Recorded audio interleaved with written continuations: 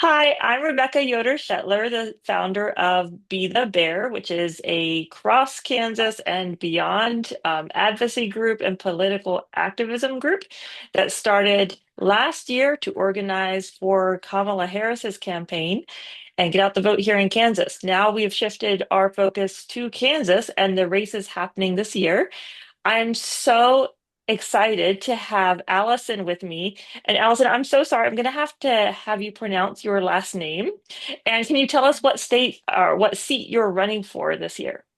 Sure. My last name is pronounced Hoagland, like the sandwich.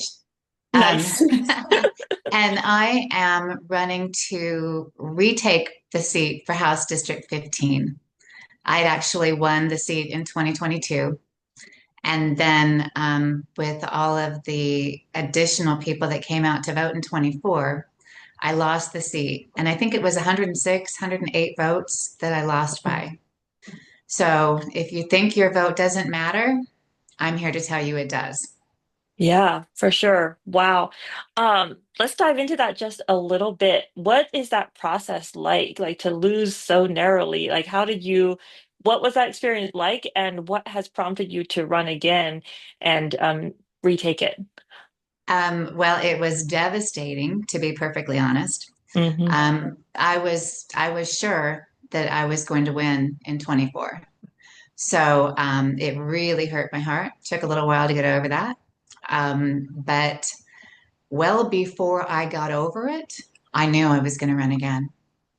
Awesome. And now, seeing the way the person that actually has the seat has been voting, I know I need to win again. I love the fight. That's what we need in my mind. That's like morals, right? Having those morals in place first. But additionally, if a person has morals and cares about our democracy and cares about the people, I would say that's primary for me. Secondary is a fighter that we need leaders who can step up and fight for us in this moment. So I love to see that in you getting back up. That's Thank amazing. you. Thank you. I do know that there wasn't a public vote taken on the redistricting. However, she did not lose any ground like a lot of people that did not sign up to vote for that. So Mhm. um, I can kind of take away that she was most likely a supporter of that. Yeah.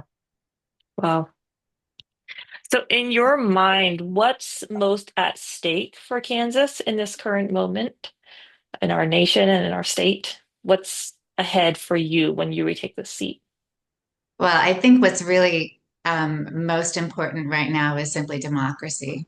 Mhm. And the fact that we had somebody that in this seat that was more than willing to redistrict the state when it's not time. We didn't Yeah. just have a census. Um, and that she was willing to do as she was instructed. And I've been watching her votes, and they are for restricting voting rights. Mm. One of the committees I was on was the election committee, and it's I've been a voter's advocate well before I ever thought about running. Mm. Mm. So that's really disturbing to me. Yeah, for sure. That just seems so antithetical to everything that I grew up being told about, like just the basics of what it is to Right? be a citizen and a responsible citizen, is to make sure that everyone has access to the ballot box. That's horrifying to see that playing out. And yeah, I'm glad Agreed. that that's a passion of yours. Yes, our vote is our voice. Yeah, So I never want to take anyone's voice from them. So 100%. So let's dive into like you as a leader. Is there a certain person who inspires your leadership or prompted you to take this journey um, as a candidate? It could be anyone in your life. It could be from a long time ago. It could be someone who is like you look up to currently. Who inspires your leadership the most? I would have to say my mother. Mm. My mom was a wonderful person. She's no longer with us. She was actually the president of the Republican Women's Club back when I was a child or Wow. before I was born. I'm not really sure what years it was. But she was always very engaged in politics. And I am certain that if she had survived, if she was living today, she would be a Democrat. Yeah. She believes in the same things I believe in, which is Yeah. fairness, equity, all of that. And I just know that she would not have stood by and continued on that path. So, Mhm. That's it. In some ways, I'm glad that I have some people like that in my life too, and I'm glad that some of them haven't seen what the party that they served in good faith has become. exactly. That would have been devastating for them. So I'm sorry for Yes. your loss, but I'm also thinking of your mother and yeah, the heartbreak and disillusionment that many people are facing now in the Republican Party. I'm glad she was spared that. Yes. Me too. Yeah, yeah.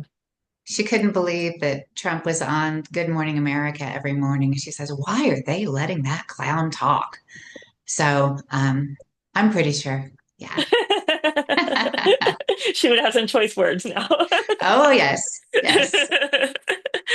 Oh, that's awesome. Did she take you along to like those meetings and you had early exposure to political involvement and that kind of gave you the uh, a framework for your own political journey, or how did that work for you? Well, she did take me with her to vote every Mm, time she voted when I was young. And then when I was 18, she made sure I was registered. She made sure I would go to vote every single time.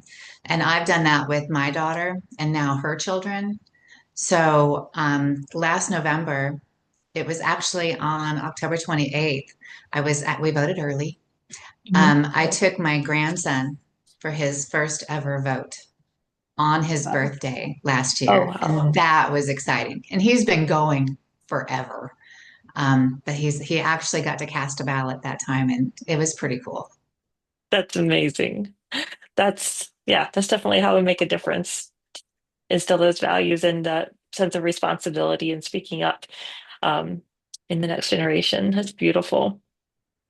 So I know a little bit about you from having stalked you, right? But can you talk about um, in looking at the work that you've done and what you do in your community, both as a small business owner and as a volunteer, it seems like the thing that characterizes your leadership is service. Can you speak more to that and what you're doing along those lines? So I've been involved with a group called Project 1020. It is a group that houses homeless in Johnson County during the winter months. Mm, Um, I know they've been around for 10 years. I wasn't with them at the very beginning, but I know that I've been with them for at least 6 years. mm. So currently, my volunteerism with them is every Sunday and Wednesday. I am at the facility to accept donations. Without the generosity of our community, we couldn't do what we do. So I'm there to take in, the winter coats, the jeans, all of the warm weather thing or warmth providing items that will keep them from, freezing on the street. Wow. Um, and then on Tuesday nights, I actually am there when everybody's there to pass all those things out. Oh, So that's I work in, cool. yeah, yeah, it's very cool. And that's how I know, like the very first night I went in there, we didn't have any small or medium men's underwear. Okay. So I just put it out on Facebook that we didn't have any. And within an hour, one of my friends from Facebook brought underwear, right? Wow. So every time I'm there, there's always something that we don't have that somebody is in need of. And nearly every Tuesday night, you can see on my page what we're out of. So, Nice. yeah. And then I just get packages. They can't deliver them to the shelter. So, people that are ordering things and having them shipped, they just come to my house and I take all those packages with me on Sunday, Wednesday, or Tuesday and Awesome. share them with the people there. That's really beautiful. And I'm wondering, does that being that connector from people who care to people in need, does that give you hope in this current moment? It does. It does. I truly believe in my heart that everybody wants to help and they just don't know how. Hmm. So, my posts provide the how, and then Love it. people will step up and just provide. It's been amazing and That- heartwarming. That's wonderful. Yeah. I I love how how many opportunities that we have, even in this moment where politically it feels very divisive and it feels like like the groups are worlds apart from each other. Um, Having organized in Kansas for a decade, I often find that when you strip everything back and you take away the hot button words, Kansans really Mhm. just care about showing up for their neighbors. And Yes, if we just get back to that and talk about how we care for each other, we can find common ground. So, yeah, yes, it definitely exists. yeah, Yeah. 100%. So, what advice would you have to give to women who are considering running for office? I know that that's a unabashedly a primary focus of Be the Bear, political engagement for women, whatever that looks like for women in Kansas, whether it's voting, whether it's being more public with putting signs in their yards, whether it's helping with campaigns or running for office themselves. I truly believe our state is stronger when women are empowered to speak up for what matters to them and for the things that affect them the most. But I often hear that people are not sure if they're the right person, if they're qualified, where to begin. What advice would you have to someone who is just starting out on their candidate journey? Okay, so I would say if you're not quite ready to put your name on the ballot, pick a campaign and go all in. Mm, Go to every meeting that they'll let you go to. If you're going to be a candidate in the future, find out what it takes to run a campaign. Volunteer to help. I don't know how many campaigns I knocked on doors for before I ever decided to run. And I had been asked to run several times by several different people. And it's like, no, man, I mean, I don't need to do that. So I'll hmm. just help other people. And then I saw a post in 22, there was a post out there that said that out of the 125 seats in the Kansas House, there were 80 that did not have a Democrat running. Wow. And I had just recently moved across town. So I didn't even know what House district I was registered, but I didn't know what district I was going to be voting for. So I looked, and the person that was the representative for House District 15 had been in that seat for like 30 years. Wow. And and I know him personally, and I know he doesn't represent me at all. Hmm. And I thought I just can't let that stand. I'll just put my name on the ballot. But within 24 hours of I'll just put my name on the ballot, I decided I was going to win.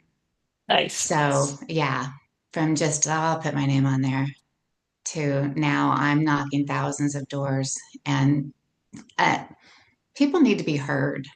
Yeah. So, a lot of politicians, and most politicians really, and we all struggle with it when we try not to, will walk up and just regurgitate everything they know about themselves and all of their ideas. But really, we need to be listening. People need Hmm. to be heard. And I think that is how you truly represent a district is you find out what's important to them. Yeah. So that's my first question at the door. I'll introduce myself and then say I'd love to represent you, but how can I do that if I don't know what you want? Yes. That's beautiful. That's really moving. Um, yeah, it's the basics of representing, right? Right. The Yeah. people's interests and what matters to them. Wow. I just have so much admiration for you. You come across like as such a strong leader and yet such a humble, warm person. And that's exactly the kind of leadership that we need in our state. So I'm so happy you're running again. Thank you. I'm so happy you didn't let that the loss of the seat discourage you and you're getting back up and fighting your way back. What can the members of Be the Bear and Kansas at large do to support your campaign? Well, right now we really just need money, Hmm. honestly. So if you get an email from me, don't just delete it. Um, but it's important to me not to over communicate that I need money. Hmm. But really, that's what we need right now. The other thing you can do is pick a candidate, like I said, help them, find out how it's done. See if maybe this is a lane that you might be in someday. And even if it's not a lane you ever want to consider, helping someone else that you believe in is going to make a difference. Um, when I was researching you, it's a better word than stalking, in preparation for Both are this. valid, though, right? Yes. In preparation for this, um, I gained the distinct impression that your seat might be the most flippable seat in regaining the House majority. Am I correct in that? You are correct in that. So the guy that I knew that had had the seat for 30 years, they never thought they would ever lose that seat. Hmm. So when I took it in 22, um, they spent I don't know how much money to get it back in 24. Hmm. And we've had some analysis of what we did right and what we did wrong. I think I know what we did wrong. And I think it's going to be pretty easy to pick up those 106 votes. And the real thing is turnout in my district. My district actually turns out at about half the rate of other districts in Johnson County. Hmm. So a lot of people are disengaged because they don't think it matters. But Yeah. every single vote makes a difference. Yeah. How do you think we break through that? Because that's a common belief, especially in Kansas, that whatever is going to happen will happen and they don't need me. How do we kind of break through that for voters, do you think? Well, I love the thing that I've seen that says one vote doesn't matter. And then there's millions of people that think that one vote doesn't matter. But if everyone does their one vote and all those millions of people vote, oh my God, we could have such a different place to be. Yeah. Yeah. I agree. Um, Anything else that you want to share before we go? I'll have my last question is a fun one, but I do want to leave some space for you to talk about anything that you would like to say to Be the Bear members before we close out this interview. I want to thank Be the Bear members for their advocacy. I mean, we've seen people, that group grew. I mean, you started it, because how Yeah. many did you think were going to be in there? I Couple thought like thousand? maybe 5,000. I was hopeful for 5,000, and we are closing in on 30, is it 36 or 37,000? It's been Yes, because incredible. people need a place that they can go and be themselves Yeah. and say what's really on their mind Yeah. and talk to like-minded people. So Hmm. you have done amazing work in getting Thank all you. those people together in community. It's just been fabulous. Thank you. Absolutely. I mean, it's work for sure. And at the same time, similar to you talking about your volunteer work at the shelter, it is also my connection to hope Yes, because seeing that, reminding myself in facilitating the conversations that I am so not alone in this moment. I live in very rural central Kansas on a dirt road, one neighbor within 5 square miles. And it's really easy to feel like we're like a little blue dot in a red state. Um, but since starting that group, I am more convinced than ever that we are a values-based state yes, rather than a traditional blue or red. And that absolutely. if people realize how to connect their values to candidates, we are very purple at the very least. That is true. And That is true.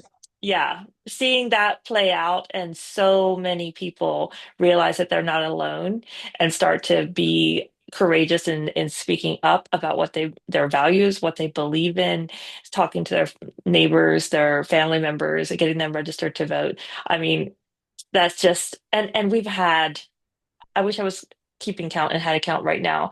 Um, Members on signing day, signing papers to, I say signing day like it's sports. It felt like it, like declaring their candidacy, and they were posting the pictures, and I was just like, oh, like this community of women primarily, and we have so many great male allies in there that so are there. The most common question answer that I get when they join and they answer the questions to get in the group, so many of them say, I'm here to support my wife. She's been talking about this.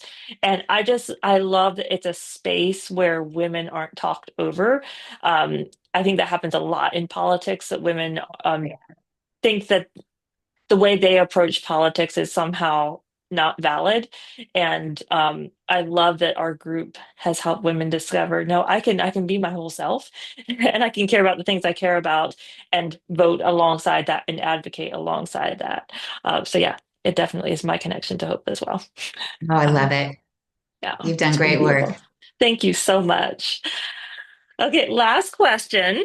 If you had a superpower, what would it be? Why If I so? got to do, um, well, I could pass a lot of people that are going slow. Uh, Yes. um, but yeah, I mean, other people are like invisibility. It's like, no, I want people to know where I am. Mm, I want to be seen. Um, yes. but I also would like to cut through some stuff, right? And Hmm. flying would give me that ability. I love it. Well, here is hoping. I mean, if we had all have a say in the matter, here's hoping you are flying back to that seat and Yes, going to be thank you. representing your district again. Thank you so much for spending this time with me. We'll share this along with links to your page so that people know how to support you and how to connect with you and how to support your campaign. Thank you so much for this opportunity. You're so welcome. Appreciate you. Back at you.